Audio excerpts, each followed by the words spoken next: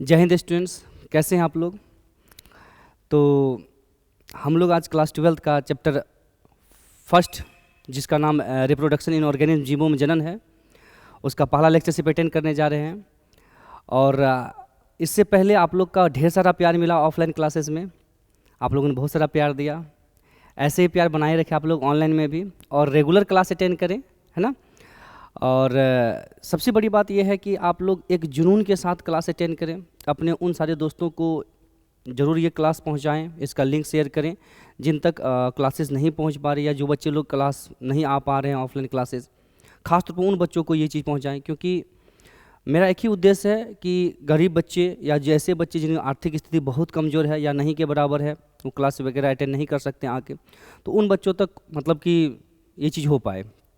और एनर्जी तो आप जानते ही हैं मेरी क्लास पे कि एनर्जी ऑटोमेटिक क्रिएट होता है, एटीपी, है ना। तो टेंशन नहीं लेना है, बहुत अच्छा क्लास लगेगा आप लोग को करने में, और बिल्कुल ऑफलाइन जैसा ही क्लास होगा यहाँ पे भी, ठीक है ना।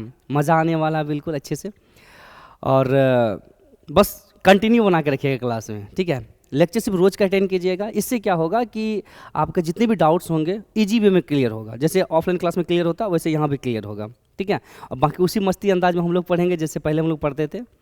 तो चलिए स्टार्ट करते हैं हम लोग पहला लेक्चरशिप। आपको हम बता दें कि जो ये चैप्टर है जीवों में जनन, ठीक ना, ये आपका एनसीईआरटी का वह चैप्टर है, मतलब कि एनसीईआरटी का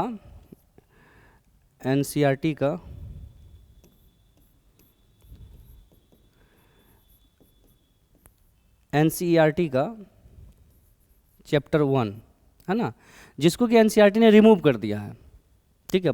हमारे जो नए बुक आ रहे हैं एनसीईआरटी, उसमें ये चैप्टर है ही नहीं, इसको हटा दिया गया है, ठीक है। लेकिन फिर भी बोर्ड एग्जाम में से क्वेश्चन आ जाता है। अब बोर्ड एग्जाम में क्वेश्चन आता है तो पढ़ना पड़ेगा ही, बिना पढ़ाए तो कोई उपाय है ही नहीं, है ना। तो इसीलिए हम लोग क्या करेंगे, उन चैप्टर को भी लेके चलेंगे जिसको एनसीईआरटी ने रिमूव कर दिया। मैं बता दूं कि अगर आप पुराने बुक आपके पास होंगे तो आप ध्यान देंगे कि पुराने बुक का चैप्टर 1, ठीक है, और चैप्टर 9 और चैप्टर 16, ये 3 चैप्टर ऐसे चैप्टर हैं जो कि पहले पुराने एनसीईआरटी में थे लेकिन अभी नहीं हैं, हटा दिए गए हैं। किसके लिए? नीट वगैरह एग्जाम के लिए, या आगे सीबीएसई पैटर्न वगैरह के लिए हटा दिए गए। लेकिन आपको मैं बता दूं कि ये इन सारे चैप्टर से, चैप्टर 1 से भी, चैप्टर 9 से भी, चैप्टर 16 से भी बोर्ड एग्जाम में बहुत सारे क्वेश्चन रहते हैं। अक्सर बच्चे कन्फ्यूज हो जाते हैं कि ये चैप्टर मेरे बुक में है ही नहीं, तो टेंशन बिल्कुल नहीं लेना है। हम लोग वो सारे चैप्टर को पढ़ेंगे जितने सारे चैप्टर इसमें नहीं भी है, ठीक है। मैं आपको हर एक चैप्टर्स के नोट्स प्रोवाइड करवा दूंगा, ठीक है। एक एक टॉपिक को अच्छे से एक्सप्लेन भी कर दूंगा ताकि आपको अच्छे से समझ में आ जाना चाहिए। मेन काम हम लोग का पढ़ना नहीं होगा, मेन काम होगा सीखना और समझना। हम लोग समझेंगे, हम लोग सीखेंगे, हम लोग सीखने और समझने के लिए आए, इसलिए हम लोग सीखेंगे और समझेंगे, ठीक है। पढ़ तो कोई भी लेगा, आपके पास किताब होगा आप भी पढ़ लीजिएगा, पीडीएफ खोलिएगा वहाँ से पढ़ लीजिएगा, लेकिन मेन है सीखना और समझना। तो हम लोग सीखेंगे और समझेंगे, है ना। चलिए ध्यान दीजिए यहाँ पे कि जो चैप्टर है जीवों में जनन, आप एक चीज़ नोटिस कीजिए कि इस चैप्टर में ना एक चीज़ किया गया है कि जीव, अब देखो जीव पादप भी है, ठीक है, और जीव जो है वो क्या है, पौधा, जंतु भी है, ठीक है। जीव कौन कौन है बाबू रे? पादप भी जीव है और जंतु भी जीव है, दोनों जीव है ना। तो सवाल ये आता है कि इसमें से किसके बारे में रिप्रोडक्शन पढ़ेंगे, पादप के बारे में पढ़ेंगे कि जंतु के बारे में पढ़ेंगे? मामला यहाँ का फंस जाता है। तो आपका चैप्टर में दे दिया है जीवों में जनन, मतलब कि चाहे वो पौधा हो चाहे कोई जंतु हो, दैट मीन्स कि कोई प्लांट हो, है ना, या कोई एनिमल हो, कुछ भी हो, सबके बारे में हम लोग जनन पढ़ेंगे, ठीक है। तो यहाँ इस चैप्टर में सभी जीव जंतु के बारे में जनन पढ़ना है। और आपको बता दिए हिंदी मीडियम का आपका बैच चल रहा है, ठीक है। इंग्लिश मीडियम की बैच आपको मिलेगी। जितने बच्चे सीबीएसई से हैं या इंग्लिश मीडियम में, बिहार बोर्ड से ही हैं या कोई भी बोर्ड से हैं लेकिन वो इंग्लिश मीडियम है, तो उनको भी जो है क्लास मिल जाएगा इंग्लिश मीडियम में भी, और हिंदी मीडियम में मिलेगा। तो हिंदी मीडियम का अलग होगा और इंग्लिश मीडियम का अलग होगा, ठीक है। शाम को 7 बजे आपको क्लास मिल जाएगा हिंदी मीडियम का, ठीक है, और इंग्लिश मीडियम का शाम को 8 बजे मिल जाएगा, है ना, जस्ट उसके 1 घंटा बाद। और जैसे ही 11th की न्यू बैच स्टार्ट होगी तो उसमें हम लोग नया बैच स्टार्ट कर देंगे 11th का। यूट्यूब पे क्लास बिल्कुल फ्री होने वाली है, तो उसमें आपको टेंशन नहीं लेना है। जब तक यूट्यूब पर रहेगी क्लास तब तक आपको फ्री ही मिलेगी क्लास, उसके लिए कोई दिक्कत नहीं। बाद में ऐप वगैरह लॉन्च होगा तो थोड़ा बहुत समझे, कम फीस में, बहुत मिनिमम फीस में स्टार्ट कर दिया जाएगा। तो इस बात का टेंशन ना रहे आप सभी को कि सर हम लोग को फीस लग रहा है, बहुत मिनिमम फीस रखेंगे। अगर ऐप पे हम लोग आएंगे भी तो बहुत मिनिमम फीस, इसीलिए मैंने स्टार्टिंग यूट्यूब से किया था ताकि आप लोग को फ्री क्लास मिल सके, उसमें कोई चार्ज नहीं। अगर by the way in future app पे आ गए, हम तो ऐप पे आना भी नहीं चाहते हैं, लेकिन अब क्या करेंगे, बहुत सारे लॉट्स ऑफ चीज़ हो जाती है उसमें संभालने के लिए, तो इसलिए ऐप पे आना पड़ता है ना। तो ऐप पे आएंगे जिस समय, तो उस समय आप लोग से थोड़ा बहुत कुछ फीस रख के, है ना, 200-300 के आसपास फीस रखेंगे पूरे साल भर का, पूरे साल भर का, है ना, पूरे 1 साल का 300 से 400 के आसपास फीस रखेंगे, और उसी में हम लोग अपना आगे क्लियर कर लेंगे, है ना। उसी में सब कुछ रहेगा, उसी में डीपीपी रहेगा, उसी में नोट्स रहेगा, उसी में सजेशन रहेगा, उसी में मॉडल सेट रहेगा, उसी में क्वेश्चन बैंक रहेगा, उसी में ऑब्जेक्टिव रहेगा, टेस्ट सीरीज रहेगा, है ना, एनसीईआरटी का फुल फॉर्म वगैरह रहेगा, बहुत सारी चीज़ें होंगी उसमें। मतलब कि आपको लगेगा ही नहीं कि मेरा पैसा बहुत ज़्यादा इन्वेस्ट हो गया, रिचार्ज से भी कम पैसा रहेगा, है ना। चलिए स्टार्ट करते हैं हम लोग। तो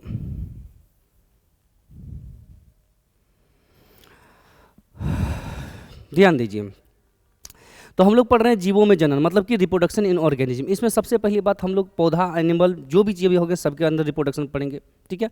और सबसे पहली बात ये जानेंगे कि जनन क्या होता है, मतलब कि रिप्रोडक्शन क्या होता है। देखो मैं एक बात बता दूं आप लोग को कि आप कोई भी टॉपिक पढ़ो, आप फिजिक्स के किसी टॉपिक को पढ़ रहे हो, केमिस्ट्री किसी टॉपिक को पढ़ रहे हो, या बायोलॉजी के किसी टॉपिक, मतलब किसी भी सब्जेक्ट का कोई भी टॉपिक पढ़ रहे हो ना बाबू, आप उसमें 3 चीज़ ऐड कर देना। एक ऐड कर देना क्या, एक ऐड कर देना क्यों, और एक ऐड कर देना कैसे, ठीक है।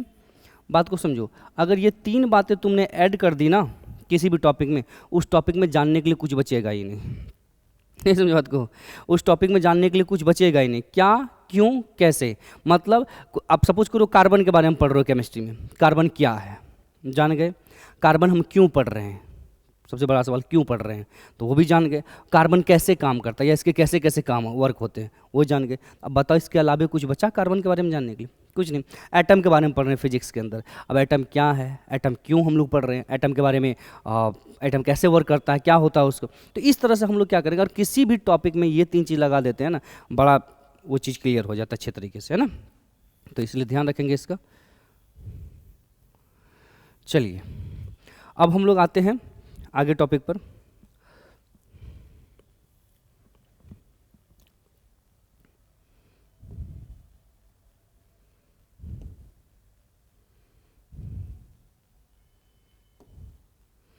चलिए सबसे अहम बात हम लोग ये जान लेते हैं कि रिप्रोडक्शन क्या होता है, ठीक है। देखिए अगर आपसे हम पूछे रिप्रोडक्शन क्या है, आप उसका सिंपल परिभाषा देंगे कि एक जीव से दूसरे जीव, मतलब एक जीव से दूसरे जीव का बनना रिप्रोडक्शन कहलाता है, जनन कहलाता है। सिंपल सा परिभाषा, सही भी है, ठीक ना। आप लोग पढ़े होंगे, क्लास 8 में भी पढ़े होंगे, क्लास 10th में भी पढ़े होंगे, नए जीवों का बनना जनन कहलाता है। रिप्रोडक्शन किसे कहते हैं, एक जीव से नया जीव पैदा होता है उसे रिप्रोडक्शन कहते हैं ना। लेकिन हम लोग अभी 12th क्लास में हैं, ठीक है, 12th क्लास का लेक्चरशिप अटेंड कर रहे हैं, तो इसमें हम लोग थोड़ा सा और ज़्यादा अंदर गहराई में जाके पढ़ेंगे। देखो सबसे पहली बात, रिप्रोडक्शन क्या होता है ना, कि एक जैविक प्रक्रिया है ना, एक क्या है, लिविंग प्रोसेस है, जैविक प्रक्रिया, सबसे पहली बात। दूसरी बात क्या होता है, इसमें ना लिविंग पार्टिसिपेट करते हैं, बायोलॉजिकल प्रोसेस है और लिविंग पार्टिसिपेट करते हैं, मतलब ये एक जैविक प्रक्रिया है और इसमें सजीव भाग लेते हैं, ठीक है। तीसरी बात कि इसमें जो है अपने जैसा संतान की उत्पत्ति होती है। अब 3 बातें यहाँ पे साबित हो रही है कि रिप्रोडक्शन सबसे पहले क्या है, एक जैविक प्रक्रिया है। मतलब कैसा प्रक्रिया बाबू रे, बायोलॉजिकल प्रोसेस है, बायोलॉजिकल प्रोसेस है। कैसा प्रोसेस है, बायोलॉजिकल प्रोसेस है। जैविक प्रक्रिया को इंग्लिश में कहते हैं बायोलॉजिकल प्रोसेस। तो ये एक जैविक प्रक्रिया, बायोलॉजिकल प्रोसेस है। इसमें कोई भी जीव का मतलब क्या होता है, लिविंग होता है। क्या भाई, होता है कि नहीं होता लिविंग, हाँ लिविंग होता है। और इसमें क्या होता है, अपने जैसा सेम, है ना, सेम अपने जैसा ही संतान की उत्पत्ति होती है। तो इस परिभाषा में आपको 3 बातें याद रखनी है, दिमाग में सेट रखना है कि सबसे पहले ये एक जैविक प्रक्रिया है, इसमें जीव भाग लेता है। दूसरी बातें, जैविक प्रक्रिया इसमें सजीव होते हैं, निर्जीव की बातें नहीं होती है। और दूसरा अपने जैसा संतान। समझिए बात को, ये हमारे पास क्या है, पेन है, ठीक है। हम क्या करते हैं, ऐसे ऐसे 2 पेन यहाँ रख के चले जाते हैं, समझो बात को अच्छे से, 2 पेन रख के चले जाएंगे और हम जो है 2 साल बाद, 1 साल बाद, 3 साल बाद, 6 महीना बाद आएंगे, तो क्या इस क्लासरूम में हमें ये 50 पेन मिलेगा? नहीं मिलेगा। क्यों? क्योंकि ये नॉन लिविंग है। मैंने पहले ही कहा कि जो है ये कैसा प्रोसेस, बायोलॉजिकल प्रोसेस है, इसमें लिविंग भाग लेते, सजीव भाग लेता है ना। इसमें कौन भाग लेता है, सजीव भाग लेता है। तो इसीलिए ये कैसा है, इसमें ये पेन अपना जैसा संतान पैदा नहीं करेगा। संतान किसके पैदा होंगे, जो सजीव होगा, जिसके अंदर जान होगा, वो पैदा करेगा। अच्छा, अब तुम कहोगे ठीक है सर समझ गए, इसमें सजीव भाग लेता है, अपने जैसे मतलब कि जीव भाग लेता है और ये जैविक प्रक्रिया। तो एक बात बताइए सर, जीव तो कुत्ता भी है, ठीक है, और जीव क्या है, इंसान भी है, मनुष्य भी जीव है, ठीक है, बात को समझिएगा। कुत्ता भी जीव है, मनुष्य भी जीव है, ये दोनों जीव है। तो क्या ये दोनों आपस में रिप्रोडक्शन करेगा? नहीं भाई नहीं। इसीलिए मैंने तीसरा बात लिखा है यहाँ पे कि अपने जैसा ही संतान को उत्पत्ति करेगा। ठीक है, अब हम हैं मनुष्य, हमको थोड़ा ना गधा का बच्चा जन्म हो जाएगा कुत्ता का बच्चा जन्म हो जाएगा। अब हम मनुष्य तो हमको मनुष्य का बच्चा होगा, है ना। जो कुत्ता होगा कुत्ता का बच्चा होगा, जिसको बिल्ली होगा बिल्ली का बच्चा होगा। ठीक है, तो जैसा जीव होगा उससे उसी जैसा बच्चा पैदा होगा। अच्छा, कभी कभार क्या होता है कि उल्टा पुल्टा हरकत हो जाता है। आप देखे होंगे गाँव देहात में, अब क्या बोले, जहाँ शिक्षा का अभाव होगा वहाँ माथा लगाना बेवकूफ़ी है, समझे बात को। वो गू में ढेला मारने वाला बात है। शिक्षा नहीं है तो वहाँ गुहेम ढला मारने वाला बात होगा। कुछ जो बोलिएगा आप बोलिएगा कुछ, वो जवाब देगा कुछ। तो अब सपोज कीजिए कि कभी कभार क्या, तो अशिक्षित लोग ना उल्टा पुल्टा हरकत कर देते हैं। जानवरों को नहीं छोड़ता है, रिप्रोडक्शन उसके साथ भी कर लेता है। ठीक है, अब कोई बकरी के साथ कर लिया, कोई कुत्ता के साथ, कोई बिल्ली के साथ कर लिया, उसमें नया जीव जो पैदा होगा, ठीक है, जन्म तो होगा नया जीव का, स्पर्म गया फर्टिलाइज करके नया जीव पैदा होगा। जो जीव पैदा होगा, कभी कभी हो जाता है, वो जीव जिंदा नहीं रहेगा, मर जाएगा। क्यों? उनके बॉडी में दो विभिन्न प्रकार के गुणसूत्र चले गए, दो डिफरेंट प्रकार के क्रोमोजोम चले गए हैं। तो दो अलग अलग प्रकार के क्रोमोजोम अलग अलग अपना लक्षण दिखाएगा, कैरेक्टर दिखाएगा। इस वजह से जब वो जीव पैदा होगा तो मर जाएगा, कुछ ही पल जिंदा रहेगा, या मरा हुआ ही पैदा होगा, या जिंदा भी रहेगा तो कुछ ही पल के बाद खत्म हो जाएगा। इन्वायरमेंट को बर्दाश्त ही नहीं कर पाएगा वो। इसीलिए मैंने कहा अपने जैसा ही संतान को उत्पत्ति करेगा, अपने जैसा। जैसे आप देख लीजिए यहाँ पे, है ना, मनुष्य से मनुष्य का बच्चा, है ना, मोहन से मोहन का बच्चा, सोहन से सोहन का बच्चा, गीता से गीता का बच्चा, बबीता से बबीता का बच्चा होगा, है ना। अब यहाँ पे ध्यान दीजिए, यहाँ पे देख लीजिए, ई है आपको गाय, ई है धगड़ा, मतलब सांड, समझ रहे हैं ना। तो इनसे क्या होगा, इनका बच्चा पैदा हो रहा है। ठीक है, इनसे मनुष्य का बच्चा थोड़ा पैदा होगा। उसी प्रकार आप देख लीजिए, पौधा है तो पौधा से पौधे का बच्चा जन्म लेगा, पौधा से थोड़ा ना क्या कहता है किसी और चीज़ जन्म लेगा। अच्छा, जो पौधा है वही पौधा जन्म लेगा, ये नहीं कि आम का बीज रोपेंगे तो कटहल का बीज निकल जाएगा, ऐसा बात नहीं है। या दो ठो बीज एक साथ रोपेंगे तो एक नया बीज निकल जाएगा दोनों मिलके, नहीं नहीं, ऐसा नहीं। आम का रोपेंगे तो आमे का निकलेगा, कटहल का तो कटहले का निकलेगा। तो जैसा जीव होगा वैसा ही मतलब कि नया संतान की उत्पत्ति होगी। ये बात आप लोग समझ गए होंगे, है ना। आप लोग इसको नोट्स भी कर लेते हैं, आप वीडियो वगैरह को रोक के आप नोट कर सकते हैं इसको, ठीक है ना, या स्क्रीनशॉट ले सकते हैं आप लोग इसका। ठीक है, चलिए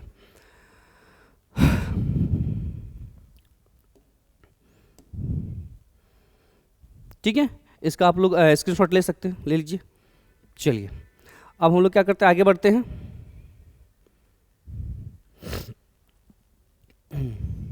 अब देखिए, ये तो हम लोग सीख लिए कि रिप्रोडक्शन क्या है, ठीक है। अच्छा, एक चीज़ और, रिप्रोडक्शन क्या है, में एक चीज़ और छूट गया हम लोग का, उसको हम लोग कवर करते हैं।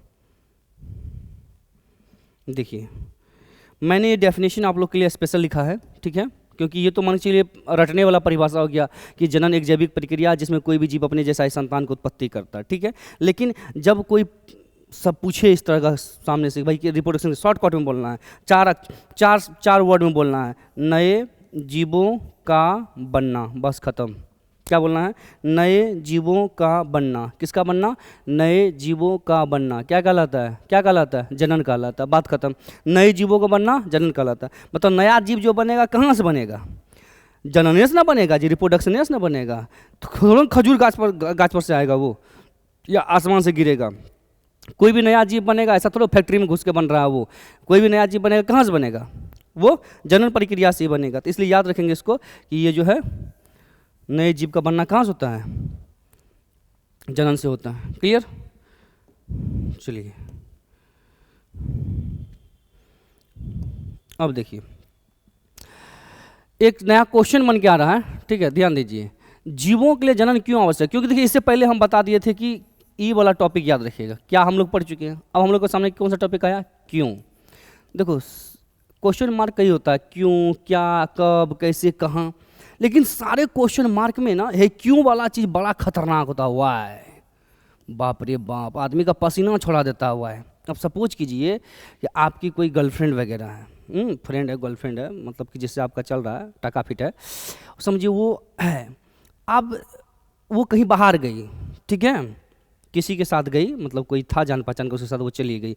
दिमाग लगे, कॉमन सेंस, उसको पूछी कि कहाँ गई थी, वो बता देगी फलाना जगह गए थे। कब गई थी? फलाना टाइम में गए थे। कैसे गई थी? फलाना चीज़ से गई थी, है ना। आप पूछिए क्यों गई थी। जैसे पूछा बाबा रे बाबा क्यों गई थी, हो गया जवाब खत्म उसका। अब क्या जवाब देगा वो? मामले वहाँ साफ है।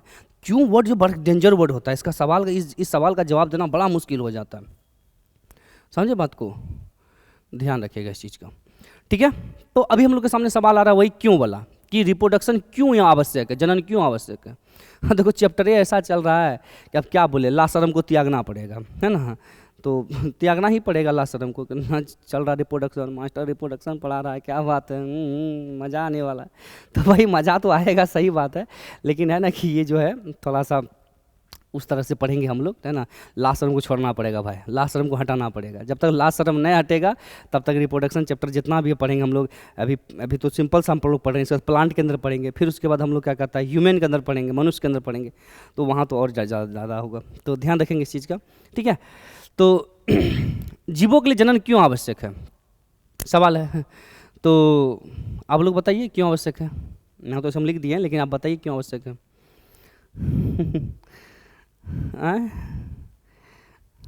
एंजॉय करने के लिए, और एंजॉय होता है रिप्रोडक्शन से, कि जन्म से एंजॉय होता है, तब बहुत मज़ा आता है। अब सिंपल सी बात है, बायोलॉजिकल अनुसार जानेंगे तो मज़ा आता है। क्यों? क्योंकि देखो रिप्रोडक्शन करते समय हार्मोन रिलीज होता है, हार्मोन रिलीज होगा तो बॉडी में इलेक्ट्रोलाइट्स की मात्रा को एक्टिव होता है, वो जब एक्टिव होगा तो हार्ट बीट ज़्यादा पंप करेगा, क्योंकि पोटेंशियल ये क्या बोलते हैं, पोटेंशियल एनर्जी ज़्यादा बनेगा हार्ट के उसमें एवी नोड ऐसे नोड में। तो एवी नोड ऐसे नोड क्या करेगा, ज़्यादा झटका देगा हार्ट को, जब ज़्यादा हार्ट झटका देगा तो हार्ट जल्दी पंप करेगा, तो एंजॉय तो आना ही है। तो वो एक अलग बायोलॉजिकल प्रोसेस है। मेन क्या पर्पस है रिप्रोडक्शन का, है ना। रिप्रोडक्शन का मेन पर्पस क्या है, देखिए रिप्रोडक्शन इसलिए किसी जीवों के लिए आवश्यक हो जाती है ताकि कोई भी जीव अपने जैसा जीव का उत्पत्ति करे और धरती पर उसकी अस्तित्व को बरकरार रखे। अस्तित्व बहुत बड़ी चीज़ है ये, अस्तित्व, समझिए बात को। अस्तित्व को बरकरार रखना बहुत इंपॉर्टेंट है। आप देखे होंगे गांव देहात में कि आपके दादाजी होते होंगे, है ना। दादाजी को 2 4 5 6 पोती हो जाए कोई दिक्कत नहीं, नो टेंशन, टेंशन फ्री, ठीक है। एक पोता अनिवार्य है दादाजी को, एक पोता होना चाहिए दादाजी को, इसलिए दादाजी पोता के लिए मरते हैं। काश कि हमारा एक पोता होती है तो हमारी ज़िंदगी ठीक हो जाती है कि नहीं। तो ये दादाजी पोता के लिए मरते हैं कि एक तो पोता का वंश को तो वही बढ़ाएगा ना, आगे वंश को क्या बढ़ाएगा, वही बढ़ाएगा। आज जो पोती सब वही तो चल जाएगी किसी और का वंश बढ़ाने के लिए, है कि ना। पोती किसी और का वंश बढ़ाएगी, मेन हम लोग का वंश क्या बढ़ाएगा, पोता बढ़ाएगा। इसलिए पोता को ज़्यादा मान सम्मान दादा से मिलता है, प्यार लाड मिलता है, समझे, ध्यान रखिएगा। तो जनन जीवों के लिए क्यों आवश्यक है, इसलिए आवश्यक है ताकि कोई भी जीव अपने अस्तित्व को धरती पर बरकरार रखे, मतलब अपनी पीढ़ी, अस्तित्व को मतलब यूँ समझिए पीढ़ी, अपनी पीढ़ी को बरकरार रख सके इस धरती पर, इसीलिए जनन आवश्यक है, पीढ़ी को बरकरार रख सके धरती पर, ठीक है। इसकी अब सपोज करो हम लोग क्या करें ना, जनन को रोक दें, मतलब कि रिप्रोडक्शन को बंद कर दें, चलो रिप्रोडक्शन नहीं होगा, है ना। इंसान का रिप्रोडक्शन रोक दे 50 साल के लिए, 60 साल 100 साल के लिए रोक दे, पता चलेगा 100 साल के बाद एक मनुष्य धरती पर आपको नहीं मिलेगा, एक इंसान भी नहीं मिलेगा। क्यों? क्योंकि उसकी पीढ़ी बढ़ती थी इससे, इसकी पीढ़ी बढ़ती थी इससे, इसीलिए जनन आवश्यक था, रिप्रोडक्शन आवश्यक था। दो बातें हैं, रिप्रोडक्शन सिर्फ अस्तित्व को, पीढ़ी को बरकरार ही नहीं रखता है, जीव तो मतलब बरकरार ही है, इसी जीव के वजह से, पीढ़ी के वजह से, है ना, पर्यावरण संतुलित रहता है। ध्यान दीजिएगा, इन्वायरमेंट जो है वो संतुलित रहता है, बैलेंस बना हुआ रहता है।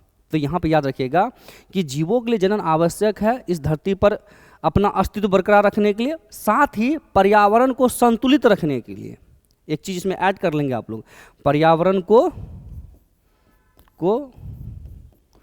संतुलित, है ना, रखने के लिए, याद रखिएगा। किसके लिए भाई रे? पर्यावरण को संतुलित रखने के लिए जनन आवश्यक है, पर्यावरण को संतुलित रखने के लिए जनन आवश्यक है, और साथ ही अस्तित्व को बरकरार रखने के लिए। समझ गए बात को ना। चलिए आपको एक चीज़ समझाते हैं हम, समझिए यहाँ पे, ठीक है। देखिए अब एक जंगल है, सपोज कीजिए एक जंगल है, ठीक है। जंगल में 10 शेर है, ठीक है, 10 शेर है और 20 शेरनी है, ठीक। आप पहुँचे जंगल, ठीक, AK-47 लेकर धाएँ इसके पिछवाड़े में ठोक दिए गोली, अनपतरले मारे, खत्म, सांप, 10 शेर खत्म, ठीक। अब बच गया कौन? 20 शेरनी, ठीक। आप वापस 100 साल बाद पहुँचे इस जंगल में, कई साल बाद पहुँचे हैं? 100 साल बाद पहुँचे इस जंगल में। बताइए इस जंगल में कई ठो आपको शेर मिलेगा, कई ठो शेरनी मिलेगा, या उसका बच्चा मिलेगा? कई ठो मिलेगा मालूम है? नहीं, सुनिए बात को, इस जंगल में आपको एक कोठो शेर शेरनी नहीं मिलेगा, कुछ नहीं मिलेगा। क्यों? सबसे पहली बात कि आपने उसको मार दिया है जो यहाँ पे जनन करता है, रिप्रोडक्शन करता है, जो बच्चा पैदा करता है, उसको साफ कर दिया, आप ख़त्म कर दिए। नंबर 2, आप गए हैं 100 साल बाद। ये लोग का ज़िंदगी होता है 40 से 50 साल के बीच में। ज़िंदगी 20 तो जो सिरनी बचलती, ज़िंदगी 40 से 50 साल होता है इसका। आप पहुँचे हैं 100 साल बाद। 100 साल बाद आपको क्या मिलेगा? को मिलेगा? नहीं मिलेगा। यहाँ ज़िंदगी साफ है इसका। यो मर गया, शेरो मर गया, शेरनियो मर गया, दोनों कहानी खत्म हो गया। अब दोनों यहाँ पे साफ हो गया, कहानी खत्म हो गया। तो बताइए, धरती पर शेर रहा उस जंगल में? उस जंगल में शेर है? नहीं है, शेर खत्म। आप कहिएगा हो मरने दीजिए शेर को, शेर मर गया, मर गया, भले मर गया, साला चट्टा रहता तो आदमी खा जाता, मार देता। नहीं भैया, शेर हो चाहे दुनिया का कोई भी जीव हो, है ना, उसका जिंदा रहना उतना ही आवश्यक है जितना आपका जिंदा रहना आवश्यक है, मनुष्य का जिंदा रहना आवश्यक है धरती पर। ठीक है, इस बात को आप याद रखिएगा कि दुनिया गोल है। एक हाथ करो, एक हाथ पाओ, जो करेगा वो भरेगा। अब देखिए कैसे कहानी पलट मार रहा है। आपने शेर को मार दिया, ठीक, उस जंगल में किसकी जनसंख्या बढ़ जाएगी? शाकाहारी, है ना, शाकाहारी जानवरों की जनसंख्या उस जंगल में बढ़ जाएगी। क्यों बढ़ जाएगी भाई? क्योंकि आपने शेर को मार दिया, जो इसको मार के खाता था उसी को आपने मार दिया, तो इसकी जनसंख्या बढ़ेगी।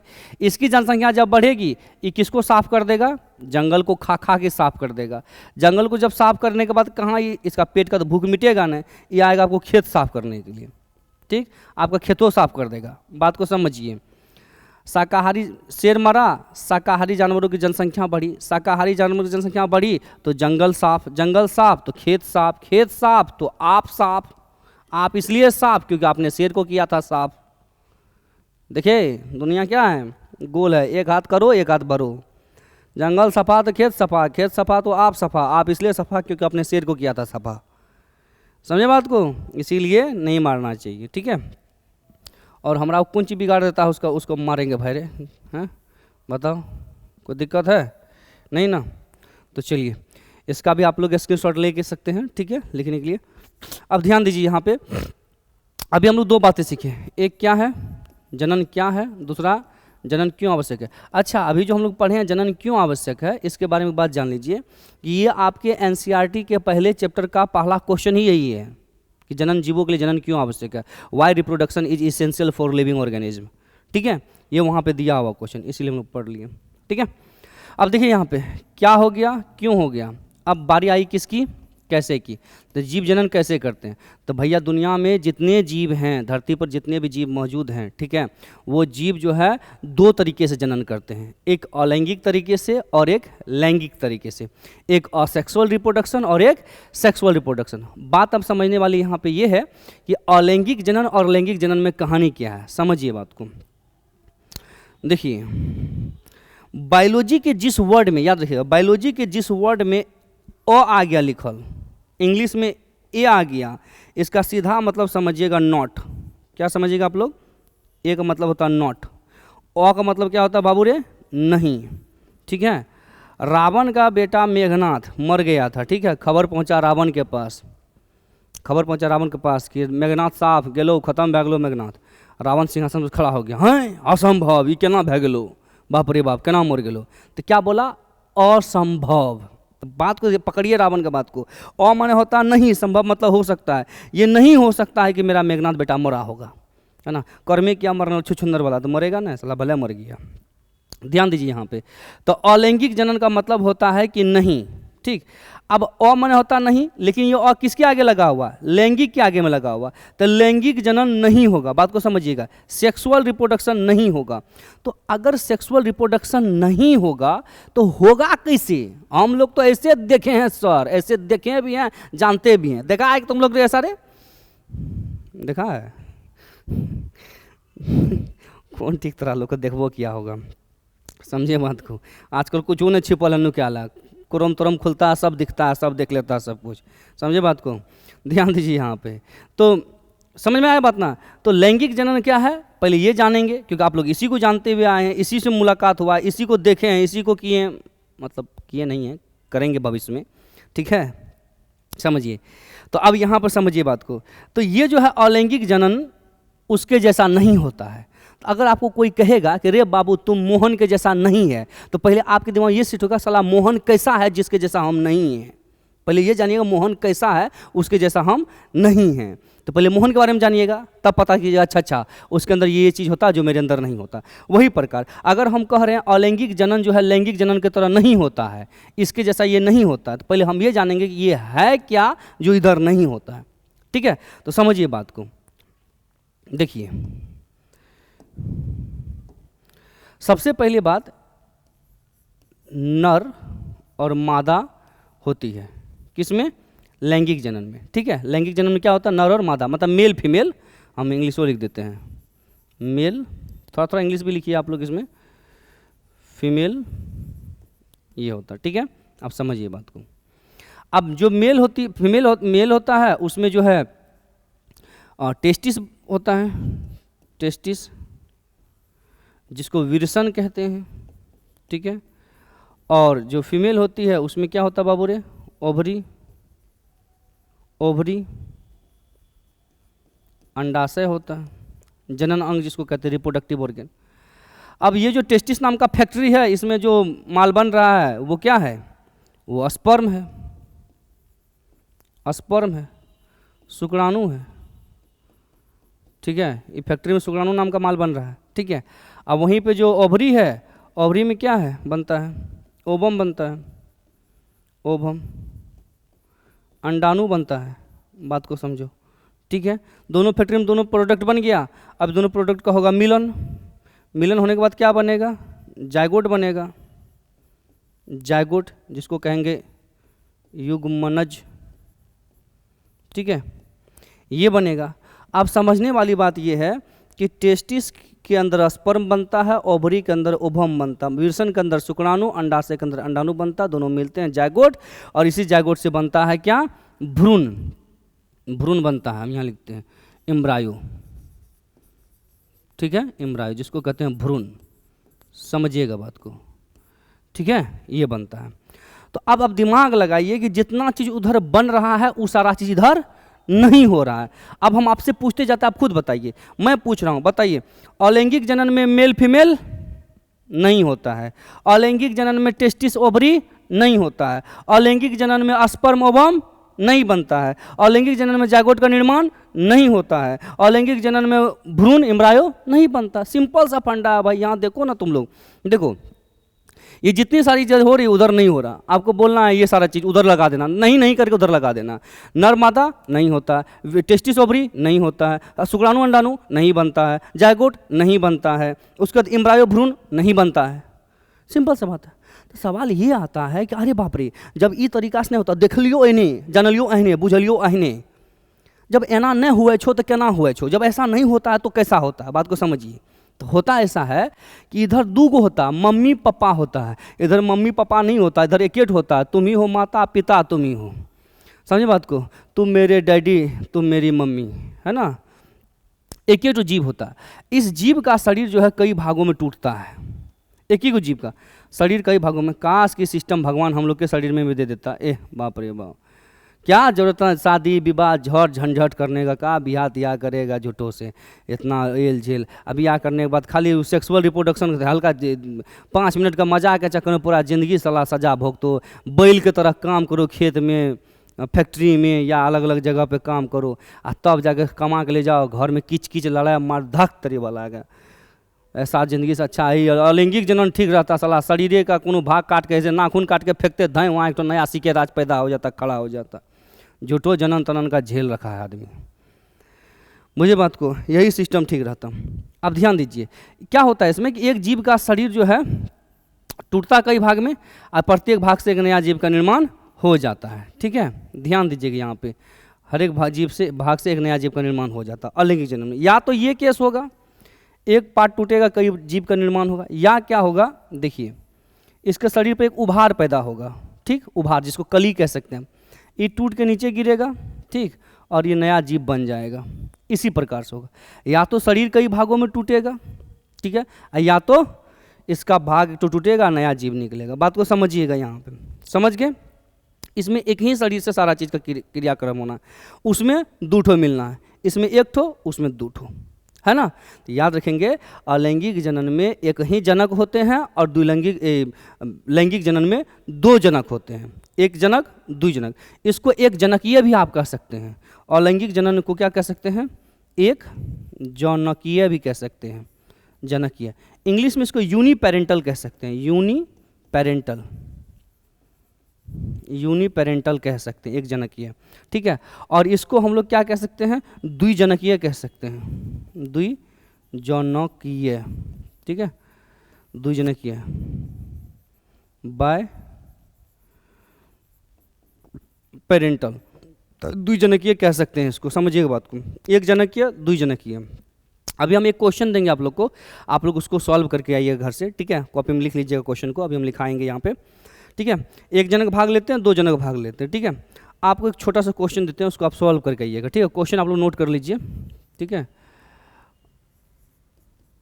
अलैंगिक तथा लैंगिक जनन में अंतर बताएं, ठीक है। तो आप लोग करना क्या है, ज़्यादा नहीं, 5-6 अंतर आप लोग को, 6-7 अंतर आप लोग को लिख के ले आना, बीच में एक लाइन खींचना ऐसे करके, इधर अलैंगिक इधर लैंगिक लिखते जाना, ठीक है, ज़्यादा नहीं, 4-5। अब हो भी जाएगा आपसे, आप लोग 10th में भी पढ़े हैं, हो जाएगा, ठीक है। ये क्वेश्चन आप लोग कर लीजिएगा, ठीक है, इसको नोट कर लीजिए आप लोग, ठीक है, स्क्रीनशॉट ले लीजिए, इसका ले लीजिए, फिर आगे बताते हैं। हो गया, चलिए।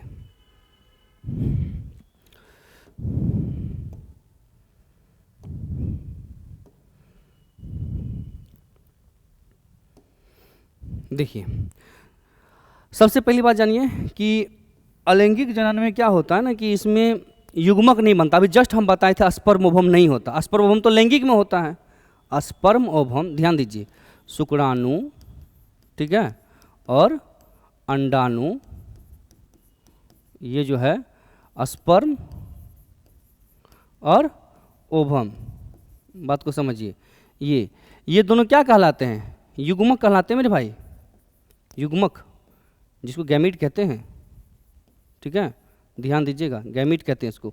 तो ये जो गैमीट होता है ये तो लैंगिक जनन में होता है, युग्मक लैंगिक जनन में होता है। तो वही बात यहाँ कर रहा है, यह जनन का एक प्रकार है, इसमें नर तथा मादा युग्मक भाग नहीं लेते हैं। क्या नहीं लेते भैया, भाग नहीं, होगा तब न लेगा भाग, फैक्ट्री में सामान बनतो तब ना ओकरा यूज करभान, फैक्ट्री में सामान ही नहीं बनेगा, कहाँ से यूज करेगा तुम उसका, समझे बात को। तो आप ध्यान दीजिए, अब फैक्ट्री है ही ना, तो कहाँ से सामान यूज बनेगा, सबसे बड़ा बात, फैक्ट्री है, ये दोनों सामान जहाँ बनता है फैक्ट्री है, ये नहीं है। अलैंगिक जनन में होता तब तो आगे कुछ काम होता है कि नहीं, ध्यान दीजिएगा। तो शुक्राणु और अंडाणु, स्पर्म ओवम एक प्रकार का युग्मक है, अलैंगिक जनन में युग्मक होबे नहीं करता, तो भाग कहाँ से लेगा, इसीलिए इसके में लिखे हैं यह जनन का एक प्रकार है जिसमें क्या होता है, नर तथा मादा युग्मक भाग नहीं लेते हैं, male and female gamete participate नहीं करते हैं, ठीक है। आपसे कोई क्वेश्चन पूछ देगा कि बताइए कि अलैंगिक जनन जो हम लोग पढ़ रहे हैं इसका खोज किसने किया था, तो याद रखेंगे साइंटिस्ट नाम, ये तो महोदय साहब थे, ठीक है, बड़ा विचित्र अंग्रेज साइंटिस्ट सबका जो चेहरे गजब होता, देखता है बाल का डिजाइन देखो ये लोग का, एक तो हम लोग के यहाँ इधरों छिल लेगा इधरों छिल लेगा, दोनों बगल बेलचट्टा, बीच में बाल रहेगा। तो हमको लगता है कभी कभी उस कोई आधा जब पूरा मरेगा तो पूरा बाल छिलाएगा, आधा मरा होगा, आधा मरा इसलिए आधा इधर छिलाया है, आधा मरा इसलिए आधा इधर छिलाया है, समझे ना, आधा मरा है इसलिए आधा छिला लिया है। गजब का फैशन निकला है, जवान छोड़ा से लेके बुढ़वा तक सब का गजब फैशन निकला है। ये लोग का देखिए कितना तगड़ा था, APJ अब्दुल कलाम जी का देखिए, है ना, जब से हनी सिंह आया सबको ठेल दिया है गढ़ा में बाल के मामले में।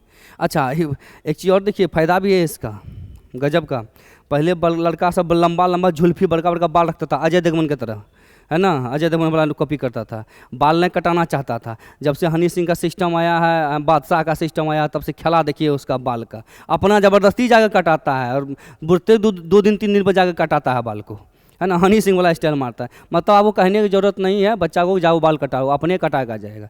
लेकिन रे छुछुन्ना थोड़ा ऐसा कटा के देखने में अच्छा लगे, ये क्या इधरों छिल दिया, बीच में मुर्गा रख दिया, तो को साला जब है तब है कर देगा, ख़त्म कर देगा। समझे, ध्यान दीजिए। अलैंगिक जनन का खोज क्या किया था? चार्ल्स बोनेट नामक साइंटिस्ट ने किया था। क्या किया था? Charles bonnet. अजीब अजीब नाम होता है लोग का, कुछ नाम रखता, टायर पंचर, गाड़ी रिंच पेचकस, कुछ नाम रख देता है। देखिए बोनेट, हम लोग गाड़ी का जो आगे का पोर्शन होता है, कार नहीं होता कार तार, उसका आगे का पोर्शन जो इंजन खोलते हैं उसको कहते हैं बोनेट। इसका नाम रख दिया चार्ल्स बोनेट, चल रे बोनेट। गजब कहानी है, याद रखिएगा। अलैंगिक जनन का खोज क्या किया था? चार्ल्स बोनेट नामक साइंटिस्ट किया था। देख लीजिए महोदय का मुंह, ये सब चीज़ खोज खाज किया ये, ठीक है। चलिए, कहानी समझ में आ गया बात को? इसका स्क्रीनशॉट ले सकते हैं आप लोग, ले लीजिए, ठीक है। चलिए,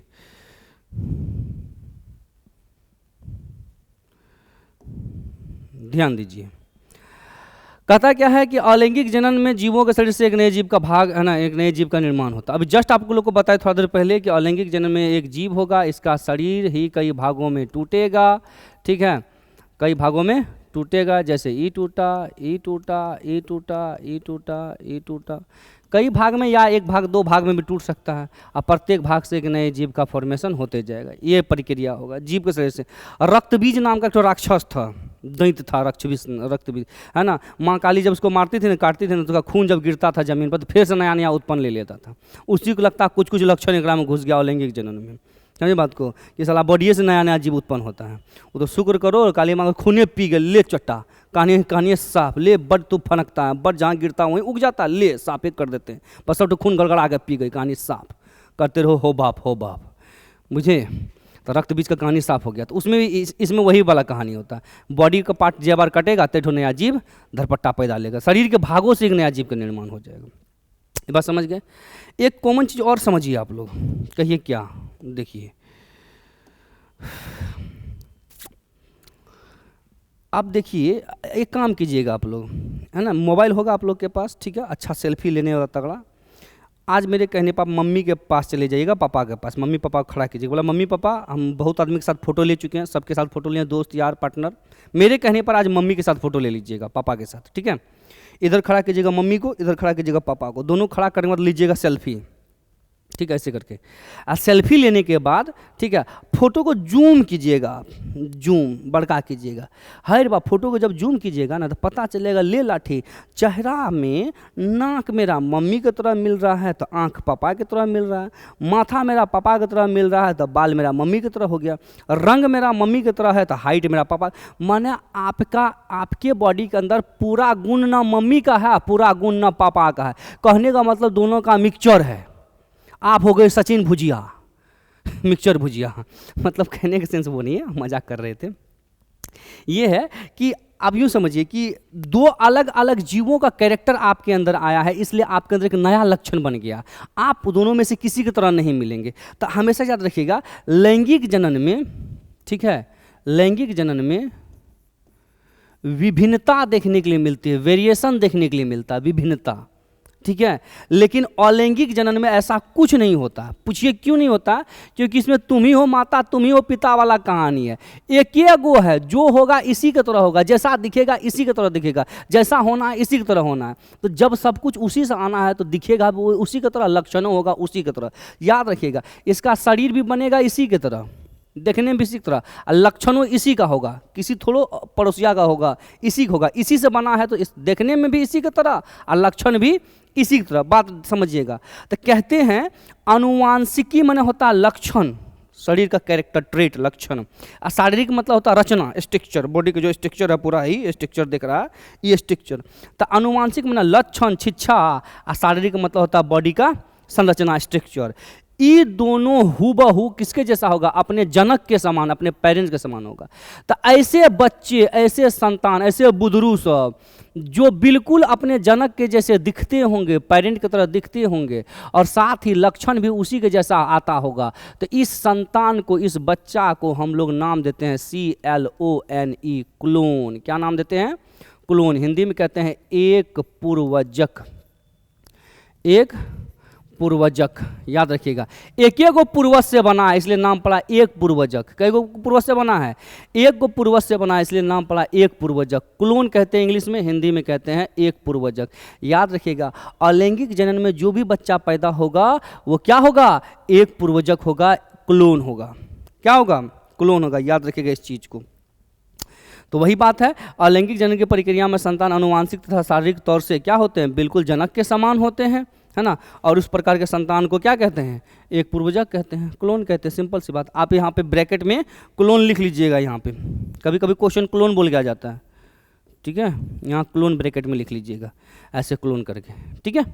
एक केस क्लियर हो गया, समझे। तो चलिए एक बार इसका आप लोग स्क्रीनशॉट ले लीजिए, ठीक है। चलिए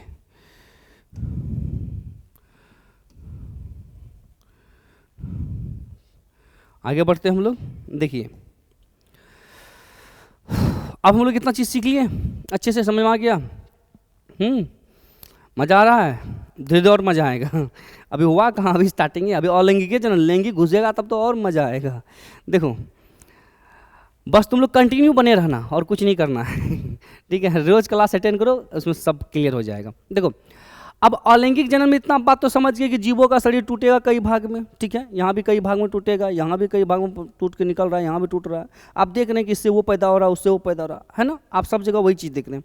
लेकिन होता क्या है अलैंगिक जनन में, दुनिया में इतने सारे जीव हैं अलैंगिक जनन करने वाले, इतने सारे जीव हैं, ये चोटा एक तरीके से करवे नहीं करेगा ना, समझे बात। हमार भैंस हम कुढ़ेरे से नाथेंगे, तो ले भाई नाथ कुल्हेर से क्या मना कर रहा है। तो दुनिया में इतने सारे जीव हैं, ये छोटा सब क्या करता है, अपने तरीके से जनन करता है। कहेगा ठीक है हम शरीर से तोड़ेंगे, हम इन्हें से नहीं तोड़ेंगे, हम उन्हें से तोड़ेंगे, हम इधर से तोड़ेंगे, हम उधर से तोड़ेंगे, हम यहीं से तोड़ देंगे, अलग करेंगे, हम अलग ऐसे करेंगे, यहाँ से तोड़ के अलग करेंगे, हम यहाँ से नहीं करेंगे, यहाँ से करेंगे। तो ये छोटा सबका अलग नखरा होता है। तो क्या किया गया है कि अलग अलग प्रकार का जीव अलग अलग तरीके से टूटने के आधार पर कई प्रकार का हो गया है अलैंगिक जनन।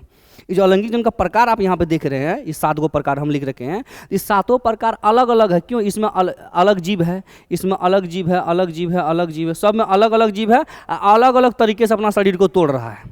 समझे बात को, एक तरीके से कोई नहीं तोड़ रहा, अलग अलग तरीके से तोड़ रहा है। इसीलिए क्या है, अलग अलग प्रकार हो गया, ठीक है। तो सबसे पहला प्रकार का नाम है खंडन, दूसरा का नाम है मुकुलन, तीसरा का नाम है बीजाणु जनन, चौथा का नाम है विखंडन, पांचवा का नाम है पुनरुद्भवन, छठा का नाम है जेमाकप और सातवां का नाम है कायिक प्रवर्धन। इंग्लिश में fission, budding, spore formation, fragmentation, regeneration, Jamie या इसको जेमी बोलते हैं।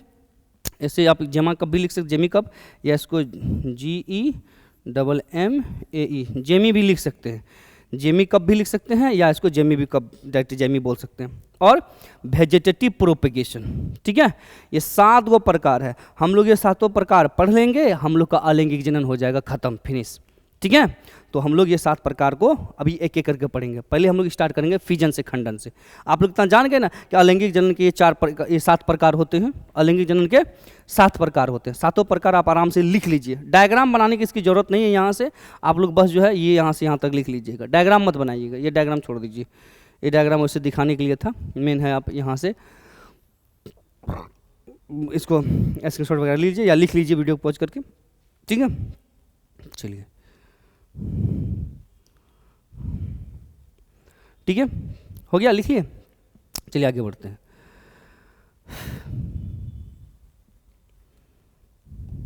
ध्यान दीजिएगा, हमारा पहला टॉपिक आ गया क्या, खंडन, फिजन। सुनिए बात को, देखिए वर्ड पकड़िए। बायोलॉजी में कुछ और है नहीं, बायोलॉजी में बस वर्ड है। वर्ड जो पकड़ लिया वो करना। बायोलॉजी का नाम है टर्मिनोलॉजी, जो टर्म पकड़ लिया उसका कैसे कैसे होना, शब्द में सब कहानी छुपल है। समझे बात को, इसके नामे के अंदर सब कहानी छिपल है। आप देखिए इसका नाम है खंडन, ठीक है। जितना क्लियर वहाँ से होगा उससे कई गुना क्लियर यहाँ इंग्लिश में हो जाएगा, फिजन। समझिए, आप लोग पहले देखे होंगे 10 टकिया बल्ब, एक ठो देखे होंगे, 10 टका मिलता था बल्ब, फिलिप्स का या अलग अलग कंपनी का, ठीक है। इसमें एक फिलामेंट होता है टंगस्टन का, ठीक है, ऐसे होता है ना। अब बड़ा धीपल रहता, अब झड़कता आदमी इसमें खूब है, मतलब छूने से गर्म लगेगा, भयंकर गर्म लगेगा, बड़ी झड़केगा, ये गर्मी देता है बोल। अब देखिए बात, अब कहिएगा सर पढ़ा रहे हैं बायोलॉजी, ले आए फिजिक्स यहाँ पे, नहीं भाई फिजिक्स नहीं, हम बायोलॉजी पढ़ा रहे हैं। समझो बात को, है जो फिलामेंट है इसका इतना टनकहवा होता है, टन से टूट जाता है, समझे। तो कभी कभार हम लोग क्या करते थे कि अच्छा, जब शुरू शुरू में बिजली आई थी ना, हम लोग के यहाँ लाइन आया था, शुरू शुरू में बिजली आई थी, तो उस समय एक चीज़ होता था कि दिनों में बल्ब जला कर रखते, देखते थे दिन में बल्ब कैसा जलता है, देखते हैं बल्ब जला के दिन में बल्ब कैसा जलता। हद उस समय अजीब था कि मतलब दिन में बल्ब जला के देखना होता था कि दिन में बल्ब कैसा लगता है। तो बल्ब जलाते, दिन रात हमेशा 24 घंटा बल्ब जल रहा था, बल्ब तो ऐसे गर्म होना ही है। और कभी कभार आंधी ऊंधी में क्या होता था, पहले लोग ना घर के बाहर ऐसे बल्ब टांगता, अभी तो लोग नहीं टांगता है, सोचता चोरी चोरा के लेके चल जाएगा, ठीक है, लेके भी चला जाता है, पहले ऐसे बाहर वाहर टांग के रखता था। और उसी में क्या होता, पानी उनी का जब बूंद पड़ता था ना, छिटका पड़ जाता था पानी का, बारिश उरिश का, एक बजे बल्ब होता था, मतलब कि बल्ब हो गया फ्यूज। बल्ब क्या हो गया भाई, बल्ब क्या हो गया, बल्ब क्या हो गया, फ्यूज हो गया। बात को समझिए, मतलब ये हुआ कि यहाँ से जो फिलामेंट था, फिलामेंट बीच से टूट जाता था। क्या होता था, टूट जाता था। तो जब फिलामेंट टूट जाता था, बल्ब नहीं जलता था, हम लोग कहते थे मम्मी मम्मी देखो बल्ब फ्यूज हो गया। बल्ब क्या हो गया, बल्ब फ्यूज हो गया। यहाँ है fuse, FISS fuse, bulb fuse हो गया। मतलब फ्यूज का मतलब ये होता है टूटना, खंडित होना, टूटना खंडित होना। इससे सीधा बात समझ में आ रहा है, इस प्रक्रिया में जीवों का शरीर टूटेगा, खंडित होगा। समझे बात को। अच्छा, बहुत लोग बोलता था बॉल फ्यूज हो गया। अरे बैला सब कहीं का ना, बॉल फ्यूज नहीं होता है, बॉल फ्यूज होता है। अरे बल्ब रे, ये जैसे है ना, तो फ्यूज में दो पोल को जोड़ने वाला, फ्यूज मना जोड़ने वाला, फ्यूज मना जोड़ने वाला, फ्यूज मना तोड़ने वाला। समझे बात को। ये हुआ तुमको हस्बैंड वाइफ, ये हुआ गर्लफ्रेंड बॉयफ्रेंड टूटने वाला, ये हुआ हस्बैंड वाइफ जुड़ने वाला। कतनों लड़ाई झगड़ा हो जाएगा, माथा फूटा फूटी हो जाएगा, तो ये जुड़ले रहेगा। गर्लफ्रेंड बॉयफ्रेंड में टूटता है, समझे बात को। तो फ्यूज मतलब क्या हो गया, टूटने वाला। फ्यूज मतलब क्यों हो गया, जुड़ने वाला। समझे बात को। सॉरी, फ्यूज मतलब टूटने वाला, फ्यूज मतलब जुड़ने वाला। क्लियर। चलिए,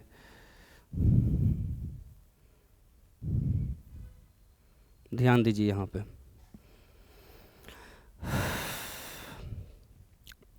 समझ में आई बात।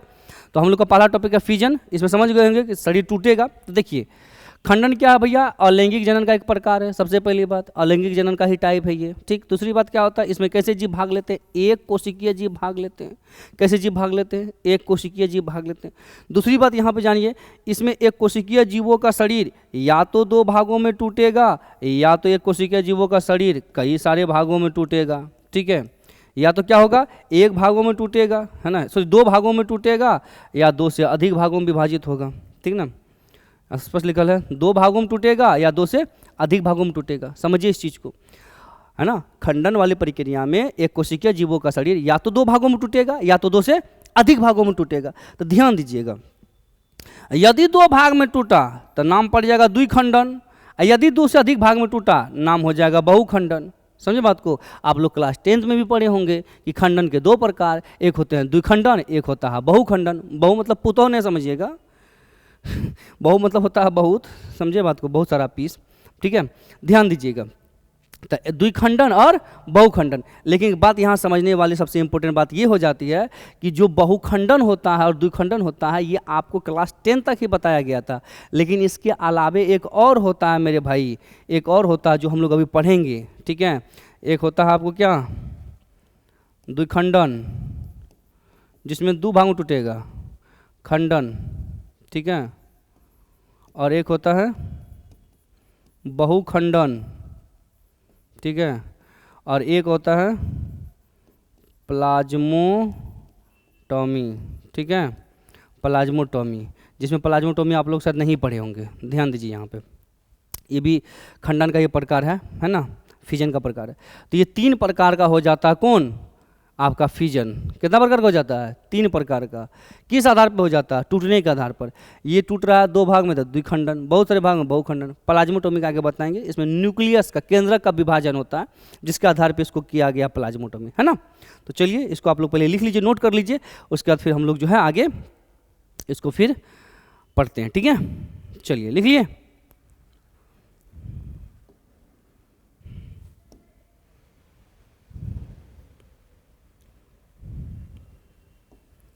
देखिए है आपके सामने, कितने प्रकार के हो गए, तीन प्रकार के हो गए। एक कौन है, द्विखंडन जिसको कहते हैं बाइनरी फिजन, बनरी फिजन नहीं कहिएगा, बाइनरी है, बाइनरी, मनरी नहीं, ठीक है। उसके बाद बहुखंडन मल्टीपल फिजन, एक कौन है प्लाज्मोटॉमी जिसको प्लाज्मोटॉमी कहते हैं, ध्यान दीजिए बात को। एक हो गया आपको द्विखंडन, एक बहुखंडन, एक प्लाज्मोटॉमी, 3 हो गया आपको, ठीक है। आप देखिए कि द्विखंडन में एक जीव का शरीर दुइये भाग में टूटता है, कितने भाग में टूटता है, दुइये भाग में टूटता है ऐसे करके। जैसे ये अमीबा है, सपोज कीजिए अमीबा है, अमीबा का शरीर पहले ऐसे होगा, फिर अमीबा का शरीर ऐसे होगा, ठीक, फिर अमीबा का शरीर ऐसे होगा, ऐसे होगा, ठीक, फिर अमीबा का शरीर ऐसे होगा, और लास्ट में अमीबा क्या होगा, 2 अमीबा में टूट जाएगा। इसको कहेंगे बाइनरी फिजन। ये देख लीजिए बाइनरी फिजन में ऐसा कुछ केस होता है, ठीक है, ये हो गया। लेकिन वहीं पे विखंडन में क्या, इसमें बहुखंडन में क्या होता है कि एक कोशिकीय जीवों का शरीर है, इसके अंदर केंद्रक है, इसके ऊपर 10 इंची का दीवार फिट हो गया, 10 इंची का दीवार समझे, मतलब सिस्ट, सिस्ट ये हो गया। अब इसका केंद्रक टूटेगा कई भागों में, न्यूक्लियस जिसको केंद्रक कहते हैं, ये टूटेगा कई भागों में, ठीक है, कई भागों में क्या होगा, टूटेगा, हाँ, ये क्या है, न्यूक्लियस है, न्यूक्लियस, इसको केंद्रक कहेंगे, ठीक है, ये न्यूक्लियस है, कई भागों में टूटा, अचानक ये क्या होगा, फटेगा एक जगह से और सारा न्यूक्लियस से क्या होगा, बाहर निकलेगा, हो गया बहुखंडन। समझे बात को, एक हुआ द्विखंडन और एक हुआ बहुखंडन, क्लियर हो बात। अब ध्यान दीजिए प्लाज्मोटोमी में क्या होता है, आप देखिए गौर से यहाँ पे ध्यान दीजिए, प्लाज्मोटोमी में क्या होता है, मल्टी न्यूक्लिएट होता है। मल्टी न्यूक्लिएट क्या होता है कि जैसे कि ये जीव है, इसके शरीर में कई सारा केंद्रक बना, एक कोशिकीय जीव, अच्छा सभी में एक कोशिकीय जीव ही होगा, द्विखंडन में भी एक कोशिकीय, बहुखंडन में भी एक कोशिकीय, प्लाज्मोटोमी में भी एक कोशिकीय जीव होगा। समझिएगा बात को, इसमें क्या हुआ, बहुत सारा खंड में केंद्रक न्यूक्लियस इसका टूटा, अब फिर ये कोशिका बनेगा, या अंदर में कोशिका बनेगा, क्या बनेगा भाई रे, कोशिका बनेगा, ठीक है, ये कोशिका बनेगा, ठीक, ऐसे बन गया। अब ये टूटेगा, ठीक, टूट के बाहर निकलेगा, टूट के बाहर निकलेगा, ये फिर टूटेगा, ये फिर क्या होगा, फिर टूटेगा कई पार्ट में, ये भी फिर टूटेगा कई पार्ट में, फिर पार्ट, माने रिपीटेड डिवीजन, समझते हैं, रिपीटेड डिवीजन, लगातार विभाजन होगा इसमें। और ये न्यूक्लियस जो है बहुत सारा न्यूक्लियस बन बन के विभाजित होगा, केंद्रक टूट टूट के, एक केंद्रक से फिर कई सारा केंद्रक, कई सारा केंद्रक से फिर कई सारा केंद्र टूटेगा, और ऐसे करते करते डिवीजन होगा। इस प्रकार के विभाजन को हम लोग कहते हैं प्लाज्मोटोमी, ठीक है। देखिए मल्टीपल फिजन में क्या होता था, बहुखंडन में केंद्रक इसके अंदर भर गया, तब फूटा तो सब वगैरह बाहर निकला। इसमें क्या होगा, केंद्रक भरने के बाद इसका कोशिका बनेगा पहले अंदर ही में, तब वो बाहर निकलेगा, और फिर वो फिर टूटेगा कई भाग में, तब नया जीव बनेगा। मतलब यूँ समझिएगा अगर ये टूटा है कई भाग में, ठीक है, कई भाग में टूटा है तो ये जीव नहीं बनेगा, ये फिर टूटेगा कई भाग में, बात को समझिए, फिर टूटेगा कई भाग में, ठीक है, तब बनेगा ये जीव। समझे बात को, रिपीटेड डिवीजन वाला कहानी इसमें कंटिन्यू चलते रहता है, ठीक है। तो आप लोग इसको नोट कर लीजिए एक बार अच्छे से, डायग्राम वगैरह इसका भी नहीं बनाना है आपको, ठीक है, सिर्फ नाम याद रखना आपको, डायग्राम सिर्फ समझाने के लिए हम दे दिए थे यहाँ पे, ठीक है। तो चलिए अब हम लोग इसको लिख लिया आप लोग, तो चलिए हम लोग आगे बढ़ते हैं, ठीक है, चलिए।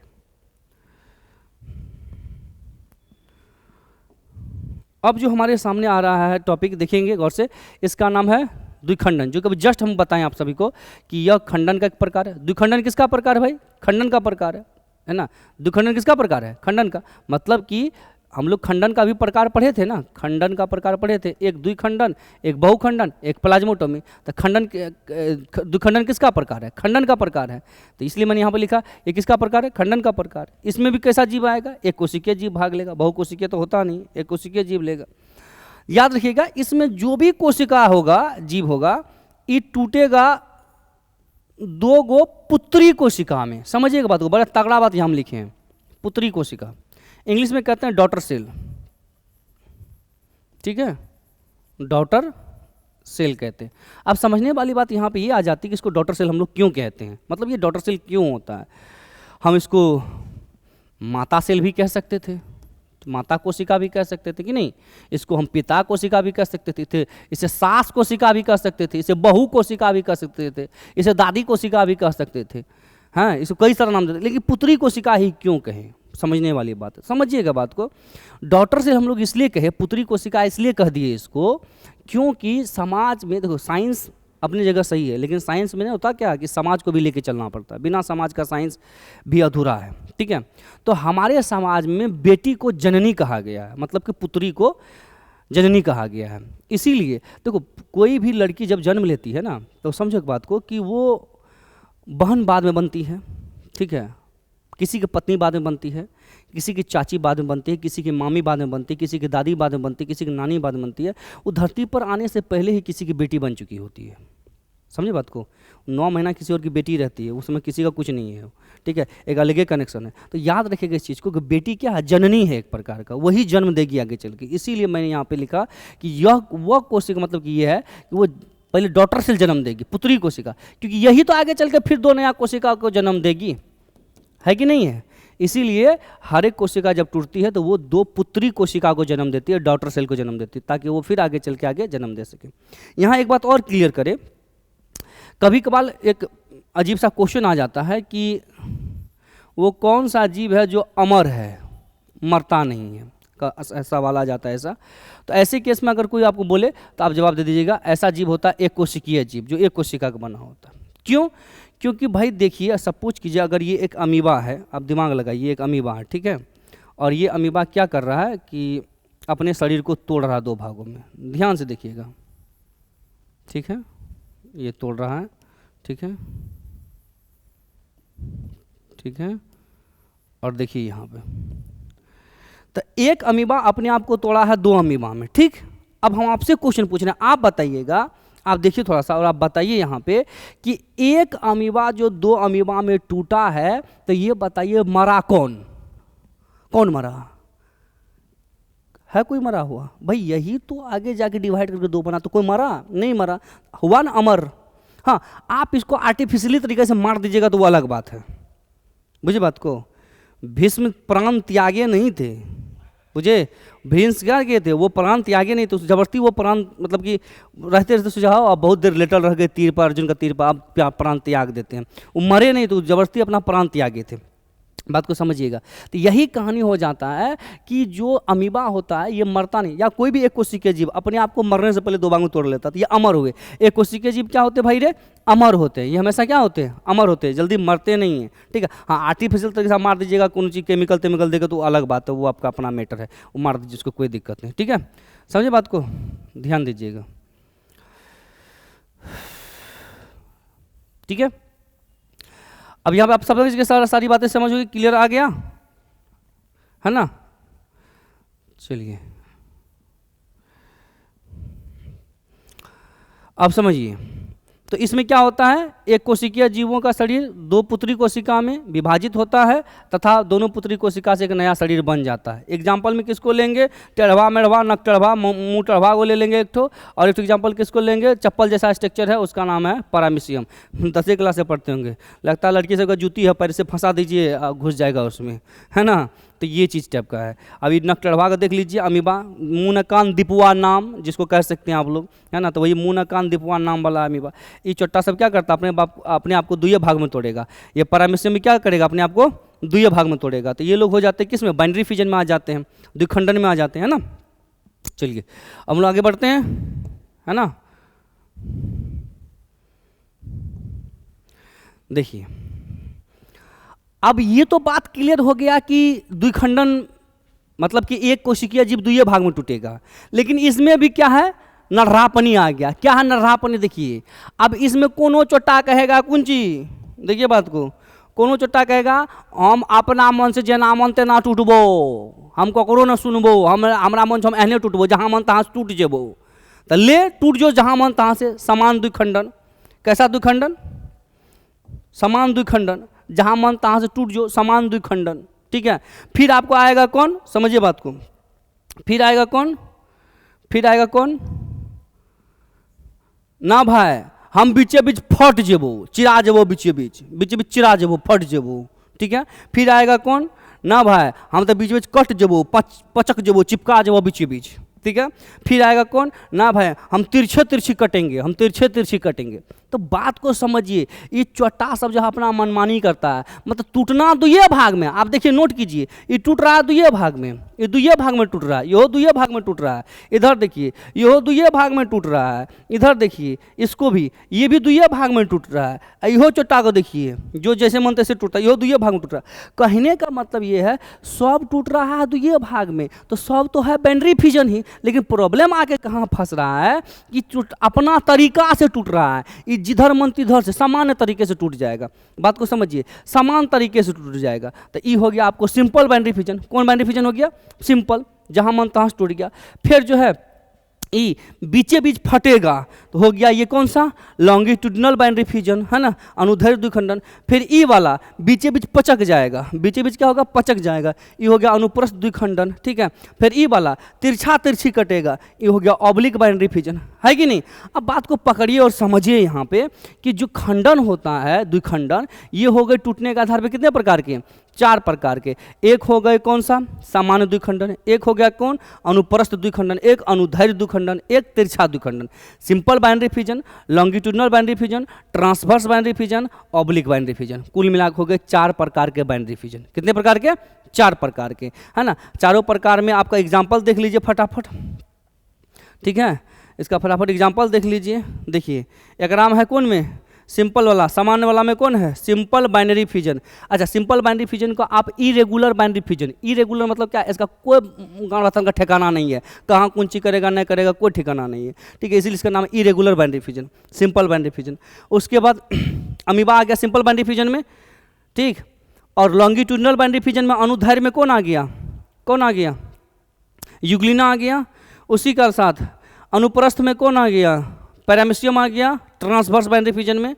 और ऑब्लिक बाइनरी फिजन, तिरछा बाइनरी फिजन में कौन आ गया? बैक्टीरिया आ गया। कौन आ गया? बैक्टीरिया। अब ध्यान दीजिए यहाँ पे कि समझिए बात को। नंबर 1 में क्या था? Simple binary fission. यहाँ हम इंग्लिश में नाम लिख रहे हैं, आप लोग को हिंदी में भी लिखा हुआ है। लॉन्गिट्यूडिनल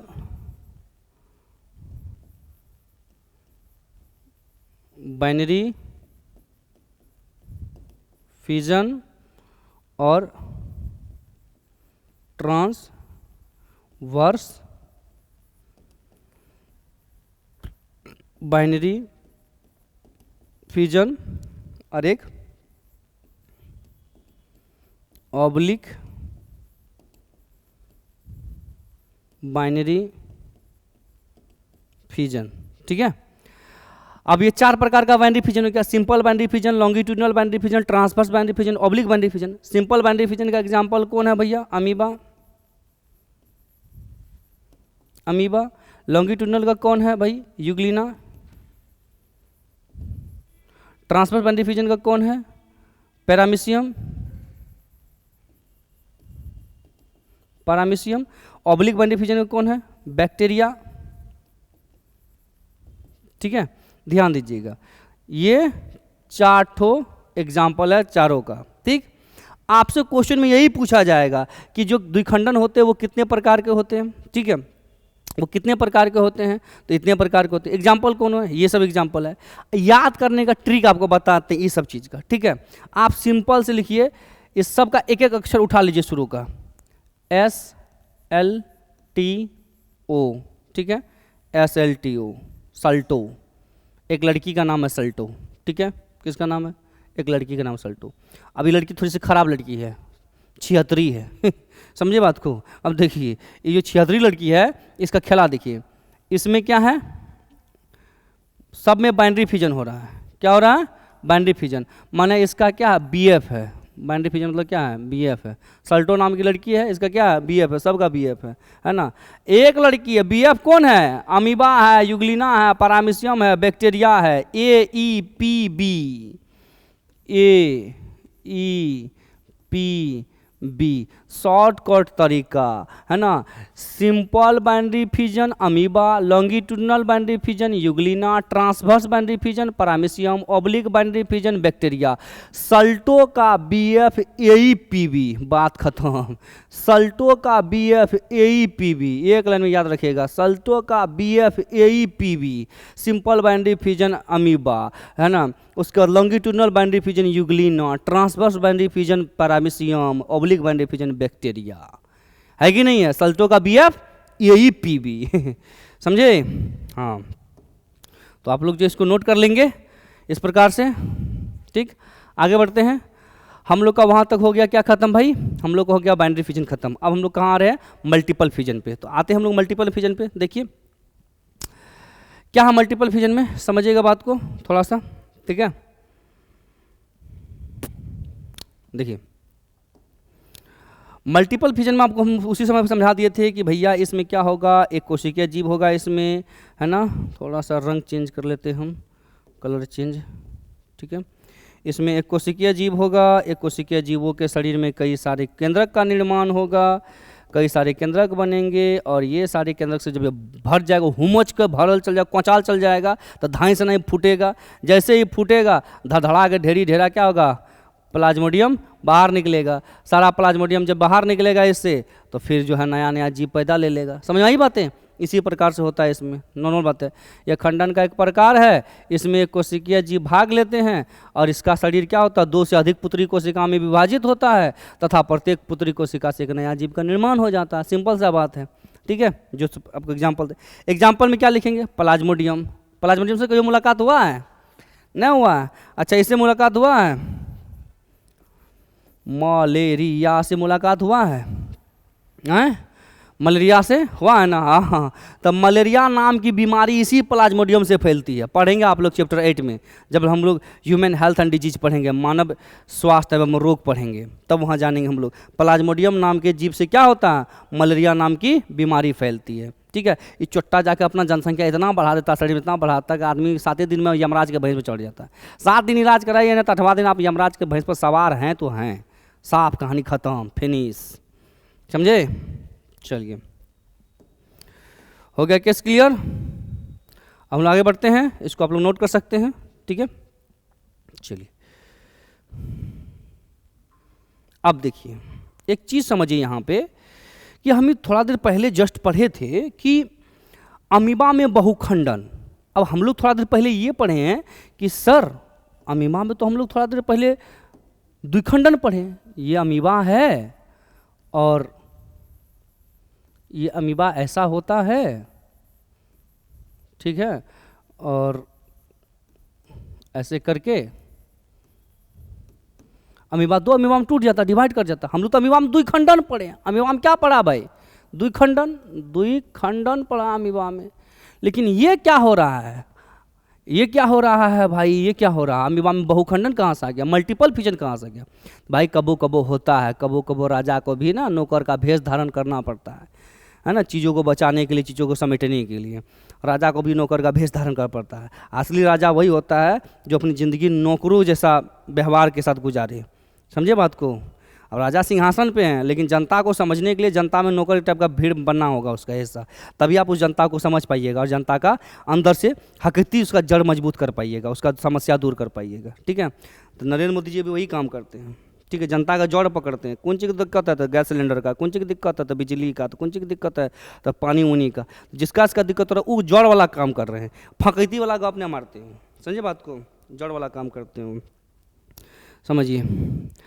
अब ध्यान दीजिए, बहुखंडन, मल्टीपल फिजन, ठीक है, ध्यान दीजिए यहाँ पे। बहुखंडन में क्या केस हो रहा है, बहुखंडन में केस ये हो रहा है कि अमीबा में बहुखंडन जब हम लोग पढ़ रहे होते हैं तो कभी कभी अमीबा जो है अनफेवरेबल कंडीशन में चली जाती है, ठीक है। और अनफेवरेबल कंडीशन में जाने के साथ ही अमीबा क्या करती है, अपने आप को बचा। जब कोई भी अनफेवरेबल कंडीशन में जाएगा, ऐसा कंडीशन जो उसके फेवर में नहीं है, नाम है अनफेवरेबल कंडीशन, तो कंडीशन उसके फेवर में नहीं है। जब कंडीशन उसके फेवर में है ही नहीं है तो मरेगा। कोई एंजाइम आ गया, तापमान घट बढ़ गया है, कोई हानिकारक केमिकल रसायन आ गया जिससे ये मर सकता है। ये चट्टा अपने आप को बचाने के लिए धांसन अपने ऊपर क्या करेगा, जैकेट पहन लेगा, अपने आप को बचाने के लिए अपने ऊपर क्या करेगा, जैकेट पहन लेगा। इसके जैकेट का नाम है सिस्ट, CYST, सिस्ट नाम का जैकेट मिल लेता, मतलब सिस्ट नाम का परत चढ़ा लेता अपने ऊपर, ठीक है। 3 गो परत का बना होता है ये, ठीक, 3 गो परत का बना लिया ढंग से ना। अभी क्या करेगा, जैसे सिस्ट बना, इसका केंद्रक का तो आदत है टूटना, केंद्रक देखो टूट रहा है, केंद्रक टूट रहा, तो केंद्रक टूट के होगा 2, जैसे 2 गो केंद्रक हुआ, कहेगा अरे भाई हम टूट गेलियो, हमरा आप दूटा कर अलग कर दूटा, तो कहेगा ना 10 इंची के देवाल फिट छो ऊपर में, केना तोरा अलग कर दियो, 10 इंची के देवाल फिट छो, अलग नहीं हो तो तोरा जे करना छो अंदर में, तो बोलता ठीक छो, ठीक है करना है करो, 2 ठो, नहीं करना है नहीं करो, हम अंदर में टूटते रहेंगे, 2 से 4, 4 से 8, 8 से 16, 2 से 8, 8 से, है ना, 2 से 4, 4 से 8, 8 से 16, 16, 32, 64 होते रहेगा, 128, 256, 512, 1024, 2048 होते रहेगा, धाएँ धाएँ धाएँ धाएँ धाएँ, धीरे धीरे के अंदर भर गया। अब इतना भर गया, इतना हुमच दिया पकड़ के, इसके अंदर भर दिया पकड़ के, जैसे इसके अंदर भरल जाता धैर्य से नहीं क्या होता, फूटता है, फूटा, जैसे सिस्ट फूटा, धड़ाक से क्या किया, इससे निकला छोटका छोटका अमीबा, बुच्चू बुच्चू अमीबा, बुचनू बुचनू अमीबा, है ना। तो ये प्रोसेस होता है, समझ बात को। सबसे पहले अमीबा अनफेवरेबल कंडीशन में होती है तो अपने ऊपर क्या बनाती है, सिस्ट। याद रखिएगा, सिस्ट जो बन रहा है इसके ऊपर परत, ये बनने की प्रक्रिया कहलाती है इनसिस्टिएशन, इनसिस्टिएशन, ठीक है, ये इनसिस्टिएशन कहलाती है। अमीबा के ऊपर सिस्ट बनने की प्रक्रिया इनसिस्टिएशन कहलाती है। जब ये इनसिस्टिएशन नाम का परत बन जाता है, ध्यान दीजिएगा, जब ये हो जाता है तब ये फूटता है, फूट के जब ये बाहर निकल रहा होता है तो ये फूट के बाहर निकलने की प्रक्रिया कहलाती है एस्पुरुलेशन, ठीक है, क्या कहलाती है, एस्पुरुलेशन कहलाती है, याद रखिएगा। और जब एस्पुरुलेशन में बाहर निकल गया तब जो बुचनू बुचनू अमीबा है, छोटका छोटका घिंसी घिंसी नन्हिया नन्हिया, ये अमीबा का नाम होगा सीडोपोडियोस्पोर,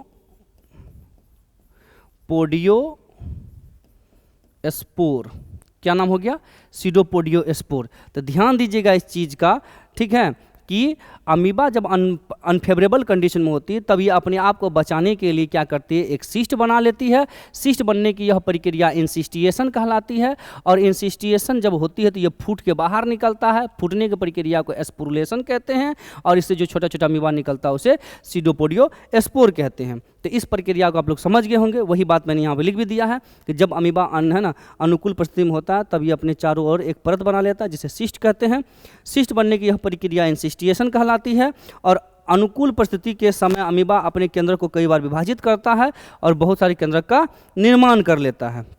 और इस प्रकार से बहुत सारे केंद्र का निर्माण जब हो जाता है भाई, तब क्या करता है, ये अपने आप को फोड़ के बाहर निकालता है, और जब बाहर निकालता है उसको सीडोपोडियोस्पोर कहते हैं। ये बात आप लोग को समझ में आ गई अच्छे से। अब यहाँ पे आप लोग एक चीज़ जानेंगे, इसको आप लोग नोट कर लीजिए फटाक से, ठीक है, इसको नोट कर लीजिए, आप लोग नोट कर लिए। तो चलिए हम लोग थोड़ा सा एक स्टेप और बढ़ते हैं, इसका टॉपिक हम लोग खत्म हो जाएगा, ठीक है। देखिए वही बात जो भाई मैंने आपको पढ़ाया वही है, अमीबा में कैसे हो रहा है। तो जब है ना, जब सिस्ट केंद्रक से भर जाता है तब ये फटता है, फटने के बाद बहुत सारा अमीबा इससे बाहर निकलता है, इस छोटे छोटे अमीबा को सीडोपोडियोस्पोर कहते हैं, ठीक है। अब सीडोपोडियोस्पोर क्यों कहते हैं, इसे क्यों कहते हैं सीडोपोडियोस्पोर, इसलिए कहते हैं क्योंकि ये आकृति में बहुत छोटा होता है, इसलिए इसको सीडोपोडियोस्पोर कहते हैं। नाम समझिएगा, सीडोपोडियोस्पोर, सीडो का मतलब होता है झूठा। इसके पास जो आपको टांग दिख रहा है, ये वाला टांग दिख रहा है, ये टांग झूठा टांग है, ओरिजिनल टांग नहीं है। ये रियल में पकड़ने वाला हाथ का काम कर रहा है, लेकिन दिख रहा है टांग के तरह, तो दिख रहा है टांग के तरह, काम कर रहा है हाथ का, इसलिए इसको कहते हैं झूठा पैर। मतलब सीडो मतलब झूठा, पोडिया माना पैर, पोडिया मतलब पैर, झूठा पैर, झूठा पैर होता है अमीबा के पास, ये झूठा पैर है। और स्पोर का मतलब होता है छोटका छोटका, घिंसी घिंसी, नन्हिया नन्हिया। तो ध्यान दीजिए, छोटा छोटा जीव है, उसके पास इसके पास झूठा पैर है, इसलिए इसका नाम हो गया सीडोपोडियोस्पोर, झूठा पैर वाला छोटा छोटा जीव अमीबा। क्लियर होगी बातें। तो अमीबा में भी भाई क्या होता है, बहुखंडन की प्रक्रियाएं होते रहती है, ठीक है। तो इस प्रकार से हम लोगों ने क्या किया, यहाँ पे आज के क्लास में हम लोगों ने बहुत बेहतरीन तरीके से, अच्छे तरीके से, है ना, अलैंगिक जनन को एक्सप्लेन किया, अलैंगिक जनन के प्रकार को हम लोगों ने एक्सप्लेन किया। उसमें से एक प्रकार हम लोगों ने जो खंडन है वो पढ़ा, बाकी 6 प्रकार और बचे हुए हैं। हम लोग नेक्स्ट क्लास में मिलेंगे फिर, है ना, अगले टॉपिक के साथ। आप लोग इसी तरह कंटिन्यू बने रहें और ज़्यादा से ज़्यादा दोस्तों तक, फ्रेंड्स तक अपने पहुंचाइए इस लेक्चरशिप को, ताकि वो भी इसका फ़ायदा उठा सके, है ना। मिलते हैं फिर नेक्स्ट क्लास में, तब तक के लिए जय हिंद, थैंक यू।